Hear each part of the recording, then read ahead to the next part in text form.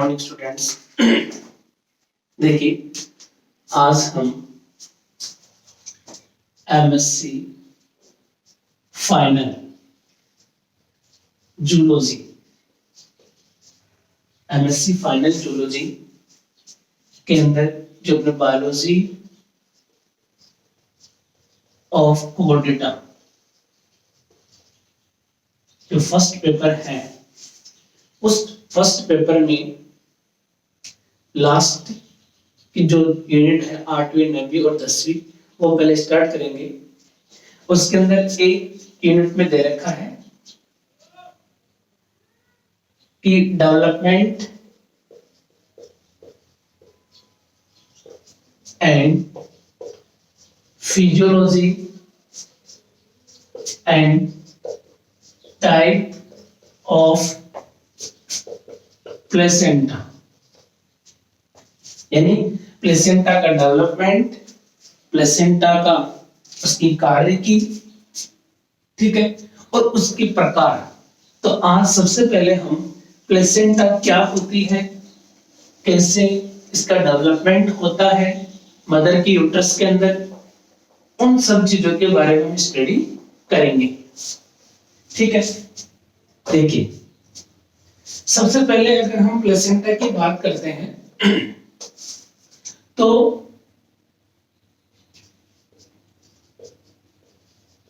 Placenta होती क्या है। प्लेसेंटा एक्चुअल में मदर के यूट्रस प्लस एम्ब्रियो के बीच में एक कनेक्शन होता है। क्या होता है? कनेक्शन। ठीक है, जैसे ये यूट्रस है, ये यूट्रस है, ये एम्ब्रियो है। ठीक है, ये एम्ब्रियो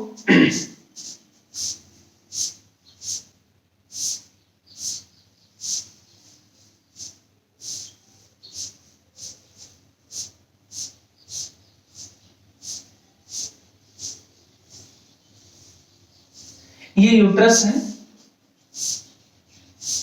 ये कोरियोनिक विलाई है,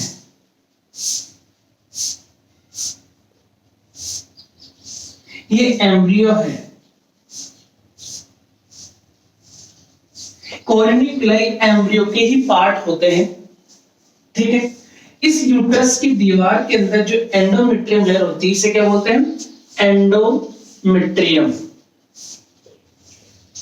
इस एंडोमेट्रियम के अंदर ये जो विलाई होते हैं वो धसे रहते हैं और मदर के ब्लड और एम्ब्रियो के जो प्लेसेंटा होती है वो एक दूसरे से कनेक्ट रहती है और मदर से जो भी पोषक पदार्थ होते हैं वो एम्ब्रियो के अंदर जाते हैं और एम्ब्रियो में जो भी एक्सक्रीटरी प्रोडक्ट होता है वो मदर के अंदर चला जाता है। ठीक है ना? तो देखो प्लेसेंटा के फॉर्मेशन में मैटरनल एंड यानी मदर का पार्ट और एक फीटल पार्ट यानी एम्ब्रियो का पार्ट और मदर का पार्ट, दोनों भाग मिलकर एक प्लेसेंटा के फॉर्मेशन में कंप्लीट फॉर्मेशन इसका करते हैं। ठीक है, तो सबसे पहले देखो कि प्लेसेंटा के फॉर्मेशन से पहले जब बच्चा इम्प्लांट होता है, मदर के यूट्रस के अंदर इम्प्लांट होता है। इम्प्लांट का अर्थ समझिए, इम्प्लांट क्या होता है?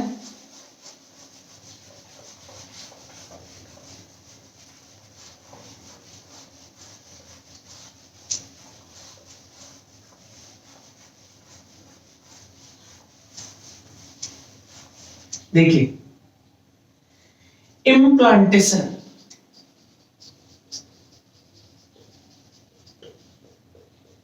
इम्प्लांटेशन का मतलब होता है कि जब फर्टिलाइजेशन हो जाता है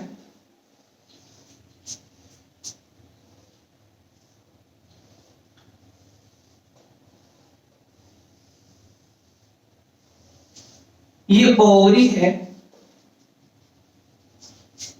और ये यूट्रस है, ये इतना बड़ा।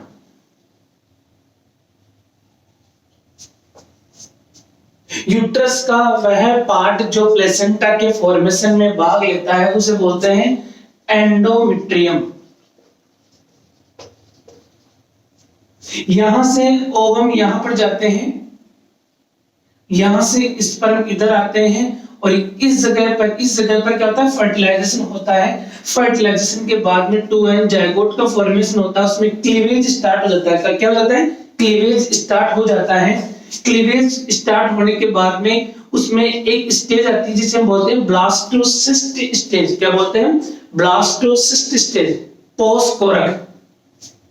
उसके बाद में ये धीरे धीरे इधर जाकर इस जगह पर आकर स्थापित हो जाता है और प्लेसेंटा का फॉर्मेशन स्टार्ट हो जाता है।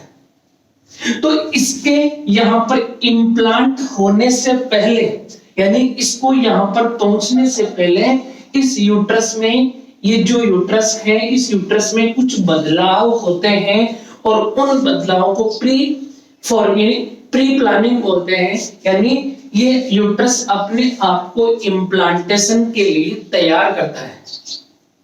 अगर यूट्रस इम्प्लांटेशन के लिए प्रिपेयर नहीं हुआ है तो कितना ही फर्टिलाइजेशन हो जाए, कितने ही ब्लास्टोसिस्ट बन जाए, वहां पर बच्चा कंसीव नहीं होगा, इम्प्लांटेशन की क्रिया नहीं होगी।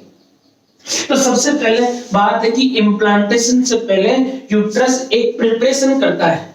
और वो प्रिपरेशन कैसी होती है, देखिए, जब ओवुलेशन होता है, जब ओवरी के अंदर ओवुलेशन होता है तो ओवुलेशन के दौरान फॉलिकल्स होते हैं, ब्रेक फॉलिकल्स। कौन से फॉलिकल्स होते हैं, ब्रेक फॉलिकल्स, जो किसका फॉर्मेशन करते हैं, पित्त पिंड का फॉर्मेशन करते हैं। किसका फॉर्मेशन करेंगे, पित्त पिंड, ठीक है। और ये पित्त पिंड किसका फॉर्मेशन करेंगे, प्रोजेस्टेरोन का। किसका फॉर्मेशन करते हैं, प्रोजेस्टेरोन हार्मोन का फॉर्मेशन करते हैं। और यहां से निकला हुआ ये प्रोजेस्टेरोन हार्मोन इस जगह पे ब्लड सर्कुलेटरी सिस्टम के द्वारा यूट्रस पर जाकर कार्य करता है, यूट्रस पर एक्शन करेगा। और यूट्रस को क्या करेगा, यूट्रस को वैस्कुलर बना देगा, संवहनी, इसकी मोटाई बढ़ा देगा, थिकनेस। यानी जो यूट्रस पहले इतना मोटा था, अब उसको क्या कर देगा, इतना मोटा कर देगा, इसकी एंडोमेट्रियम लेयर को। किसको, एंडोमेट्रियम लेयर को। क्योंकि प्लेसेंटा के फॉर्मेशन में कौन भाग लेता है, यूट्रस का सिर्फ एंडोमेट्रियम लेयर। अतः एंडोमेट्रियम लेयर को क्या कर देता है, थोड़ा सा वैस्कुलर बना देता है, मोटा बना देता है, ग्लैंडुलर बना देता है, ग्रंथिल, जिससे क्या होता है, आसानी से, वैस्कुलर का मतलब क्या, यहाँ पर ब्लड वेसल्स का जाल बहुत ज्यादा बिछ जाता है। इसके अलावा मोटाई से क्या होगा कि जो एक पतली लेयर थी वो उसकी मोटाई बढ़ जाती है, ठीक है। ग्लैंडुलर का मतलब यहाँ पर हार्मोन यानी सिक्रेशन की अवस्था क्या हो जाती है, बढ़ जाती है। इसलिए अब इस पार्ट को क्या बोलते हैं हम, डेसिडुआ, डेसिडुआ, ठीक है ना, डेसिडुआ बेसिलस बोलते हैं इसको, ठीक है। अब देखिए, इतना होने के बाद में ही ये यूट्रस इम्प्लांटेशन के लिए तैयार हुआ है। अगर ये चीज नहीं होगी तो इम्प्लांटेशन की क्रिया भी नहीं होगी। अतः हम कह सकते हैं कि ओवुलेशन के बाद में ब्रेक फॉलिकल्स जो पित्त पिंड का फॉर्मेशन करते हैं, ये पित्त पिंड क्या करता है, प्रोजेस्टेरोन हार्मोन का निर्माण करता है। और प्रोजेस्टेरोन हार्मोन क्या करता है, सर्कुलेटरी सिस्टम के द्वारा डायरेक्ट यूट्रस पे जाके अपना कार्य करता है और यूट्रस को इम्प्लांटेशन के लिए तैयार करता है। जिस प्रकार से जैसे हम खेती करते हैं, खेती करते समय हम कोई भी नर्सरी तैयार करते हैं तो नर्सरी को हमें, जहां पर नर्सरी लगी हुई है, यानी कोई भी चीज की नर्सरी लगी हुई है, उसको अगर हमें उखाड़कर, छोटे छोटे पौधों को उखाड़कर हमें दूसरी जगह पर शिफ्ट करना है, तो जहां शिफ्ट करेंगे वहां पर उस खेत को पहले हम अच्छी तरह वैस्कुलर बनाएंगे, जिससे हवा एरेशन बनाएंगे कि एयर अच्छी तरह उसमें जा सके। उसमें खाद बीज डालेंगे, सब कुछ उसको प्रिपेयर करेंगे। डायरेक्ट ही हम इम्प्लांट नहीं कर सकते, इसीलिए इस टू एन जायगोट जो ब्लास्टोसिस्ट स्टेज में है उसको यहाँ पर इम्प्लांट होने से पहले इस यूट्रस का प्रिपेयर होना जरूरी है। अब बात ये तो हो गया प्रिपरेशन, ठीक है। अब देखिए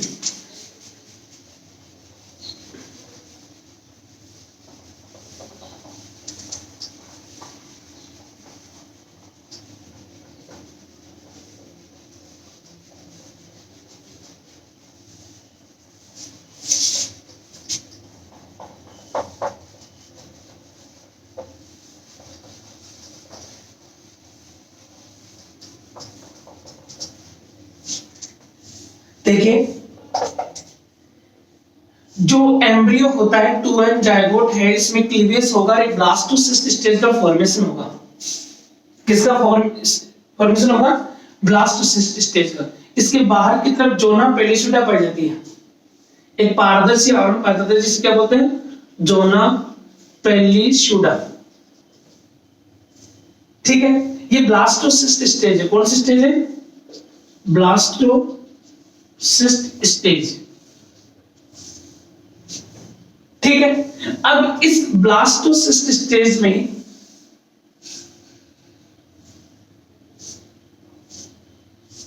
ये इम्प्लांटेशन के लिए जब एम्ब्रियो के यूट्रस यानी सॉरी मदर के यूट्रस में इम्प्लांट होता है उससे पहले ये जोना पेलिसुडा का आवरण हट जाता है और इस जोना पेलिसुडा के जस्ट नीचे की तरफ क्या प्रेजेंट होती है? ट्रोफोब्लास्ट। क्या प्रेजेंट होती है? ट्रोफोब्लास्ट। अब जैसे मान लीजिए ये यूट्रस था, अब ये यहां पर जाकर इम्प्लांट होगा। अब यहां पर इम्प्लांट होते समय मान लीजिए यहां पर चला गया, ब्लास्टोसिस्ट स्टेज के अंदर ही यूट्रस में एम्ब्रियो इम्प्लांट होता है, इससे पहले इम्प्लांट नहीं होता। अब जोना पेलिसुडा हट गई, ट्रोफोब्लास्ट डायरेक्ट एंडोमेट्रियम के संपर्क में आ गए और ट्रोफोब्लास्ट के नीचे की तरफ क्या प्रेजेंट होती है? मेसोडर्म। क्या प्रेजेंट होती है? मेसोडर्म। और ये ट्रोफोब्लास्ट, ये दोनों मिलकर क्या बनाती है? कोरियन का फॉर्मेशन करती है। क्या बनाती है? कोरियन का फॉर्मेशन करती है, ठीक है। और ये कोरियन धीरे धीरे इस एम्ब्रियो के ऊपर की तरफ माइक्रोविलाई का फॉर्मेशन करती है, जिसे हम क्या बोलते हैं? जैसे ये कोरियोनिक विलाई का फॉर्मेशन करती है इसे। चारों तरफ अंदर एम्ब्रियो है ये, ठीक है ना। ये कोरियन इन्हें बोलते हैं प्राइमरी कोरियोनिक विलाई।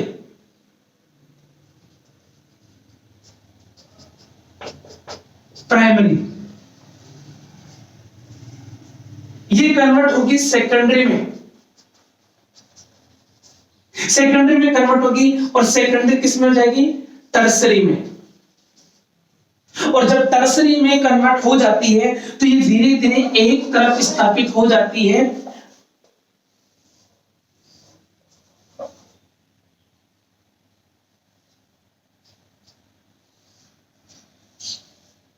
ये एक तरफ स्थापित हो जाती है जिसे हम टर्सरी कोरियोनिक विलाई बोलते हैं, जिसके अंदर ब्लड सप्लाई फुल रहती है।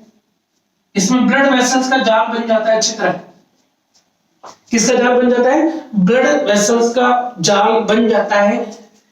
और ये इस एंडोमेट्रियम की जो ये लेयर होती है, इस एंडोमेट्रियम के अंदर ये धस जाती है। अतः देखिए एम्ब्रियो का कोरियन एक एक्स्ट्रा एम्ब्रियोनिक मेम्ब्रेन है। कोरियन क्या है? एक एक्स्ट्रा एम्ब्रियोनिक मेम्ब्रेन है। ये एम्ब्रियो है और इसके अलावा इस एम्ब्रियो का कौन कौन सा पार्ट प्लेसेंटा के फॉर्मेशन में भाग लेता है? कोरियन के अलावा यॉर्क सैक, एंड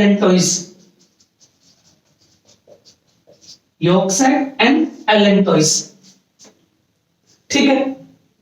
अब इनमें से इसके साथ में कौन सा पार्ट भाग लेगा उसके आधार पर भी हम प्लेसेंटा को कितने भागों में बांट सकते हैं? 2 भागों में। प्लेसेंटा यानी प्लेसेंटा कितने प्रकार की हो सकती है, यानी जीव की प्लेसेंटा को कितने भागों में बांट सकते हैं, दो प्रकार की प्लेसेंटा हो सकती है। कि कौन सा पार्ट भाग लेगा, यानी कोरियन के साथ में यॉर्क सेक लेगा या एलेंटोइस लेगा, इसके आधार पर प्लेसेंटा कितने प्रकार की होती है, दो प्रकार की। पहली देखिए,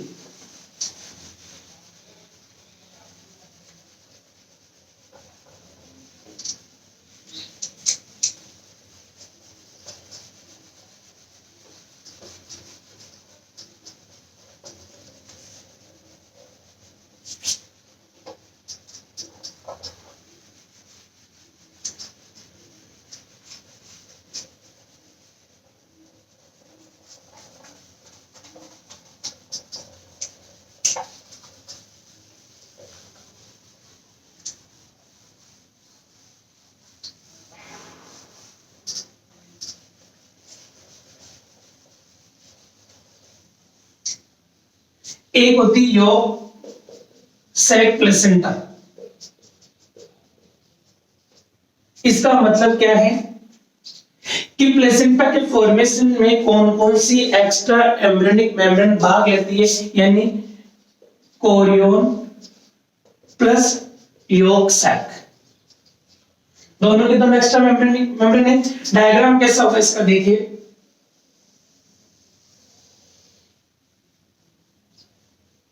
ये एम्ब्रियो है, ये यॉर्क सैक है, ये एलेंटोइस है, ये यॉर्क सैक है, ये क्या है, यॉर्क सैक,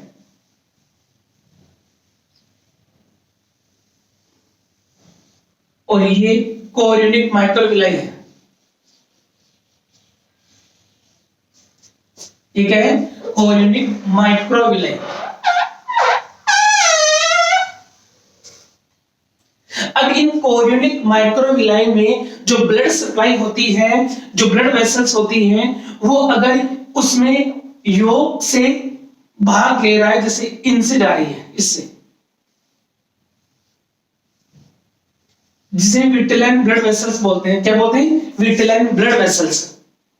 तो इस प्रकार की प्लेसेंटा को क्या बोलते हैं, कोरियो विटेलाइन प्लेसेंटा या यॉर्क सैक प्लेसेंटा भी बोलते हैं इसको। जबकि जो दूसरी प्लेसेंटा होती है वो होती है एलेंटो कोरियोनिक प्लेसेंटा। देखिए ये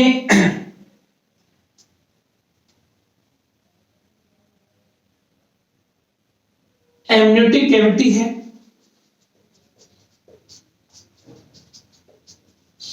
ये एम्ब्रियो है, ये एमनियोन है, ये कोरियोनिक माइक्रोविलाई है।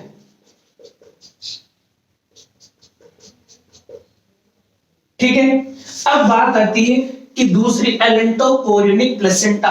एलेंटो कोरियोनिक प्लेसेंटा में जो कोरियोनिक माइक्रोविलाई है, जो कोरियोनिक विलाई है, उनको जो ब्लड सप्लाई करता है वो कौन करता है, यॉर्क सैक। कौन करेगा, यॉर्क सैक। तो डायग्राम जस्ट ऐसा होगा,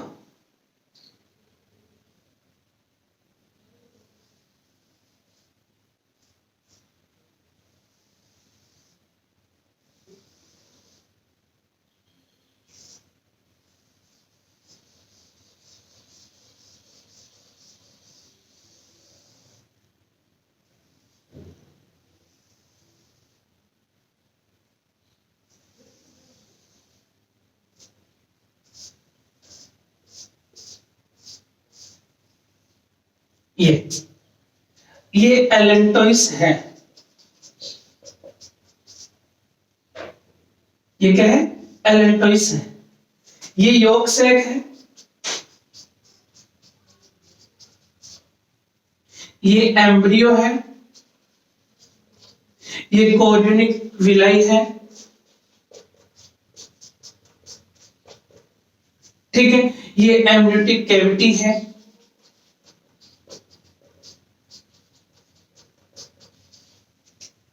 ये एमनियोन है, ठीक है, एमनियोन है।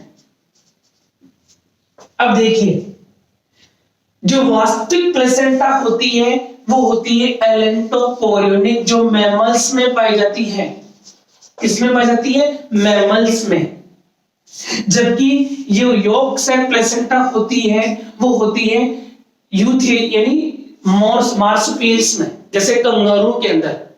ये किसमें होती है? कंगारू को जैसे मैमल्स के अंदर ये प्लेसेंटा पाई जाती है। देखो प्लेसेंटा उन जीवों में पाई जाती है जिनके अंदर अंडे के अंदर पित्तक की मात्रा बहुत कम होती है, न के बराबर होती है।